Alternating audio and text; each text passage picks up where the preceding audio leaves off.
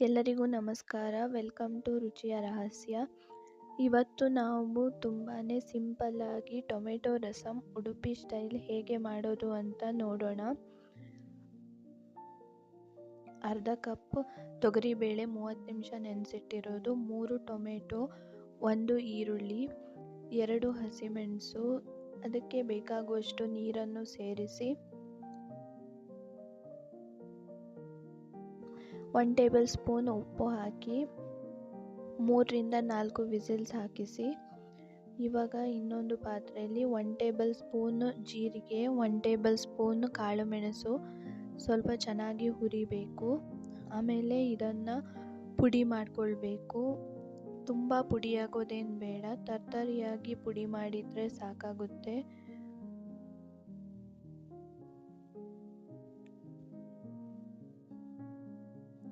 ನೋಡಿ, ಇಷ್ಟು ಪೌಡ್ರ್ ಆದರೆ ಸಾಕು. ಇವಾಗ ಇದನ್ನು ಪಕ್ಕಕ್ಕಿಡಿ. ಬೇಳೆ ಮತ್ತು ಟೊಮೆಟೊ ಈಗ ಬೆಂದಿದೆ, ಅದನ್ನು ಸ್ವಲ್ಪ ಮ್ಯಾಶ್ ಮಾಡಿಕೊಳ್ಳಿ. ಇನ್ನೊಂದು ಪಾತ್ರೆಯಲ್ಲಿ 2 ಚಮಚ ಎಣ್ಣೆ, 1 ಚಮಚ ಸಾಸಿವೆ, 6ರಿಂದ 7 ಬೇವಿನ ಸೊಪ್ಪು, 7ರಿಂದ 8 ಎಸಳು ಬೆಳ್ಳುಳ್ಳಿ, 2 ಒಣಮೆಣಸು ಎಲ್ಲ ಚೆನ್ನಾಗಿ ಫ್ರೈ ಆಗೋ ಥರ ಮಿಕ್ಸ್ ಮಾಡಿಕೊಳ್ಳಿ. ಇದಕ್ಕೆ ನಾವು ಹುಣಸೆ ಹಣ್ಣಿನ ರಸ 1 ಕಪ್ ಆಗುವಷ್ಟು ಹಾಕಬೇಕು.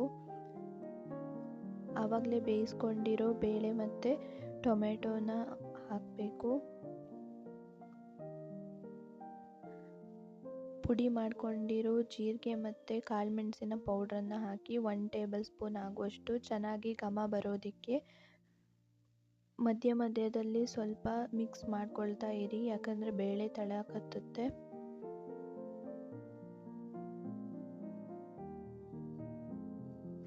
ಒನ್ ಟೇಬಲ್ ಸ್ಪೂನ್ ಉಪ್ಪು ಸೇರಿಸಿ ರುಚಿಗೆ ಆಗುವಷ್ಟು ಹಾಕಿ ನೋಡ್ಕೊಳ್ಬೇಕು ಎಷ್ಟು ಬೇಕು ಅಂತ. ಇವಾಗ ಸ್ವಲ್ಪ ಕುದಿ ಬಂದ ಮೇಲೆ 1 ಟೇಬಲ್ ಸ್ಪೂನು ರಸಮ್ ಪೌಡರ್ ಹಾಕಿ ಅರ್ಧ ಟೇಬಲ್ ಸ್ಪೂನ್ ಖಾರದ ಪುಡಿ ಸೇರಿಸಬೇಕು.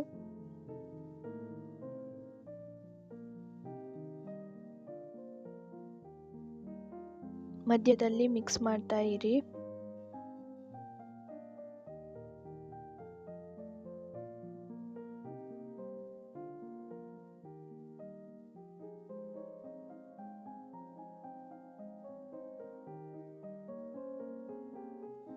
ಒಂದು ಚಿಟಿಕೆ ಆಗುವಷ್ಟು ಇಂಗನ್ನು ಸೇರಿಸಬೇಕು.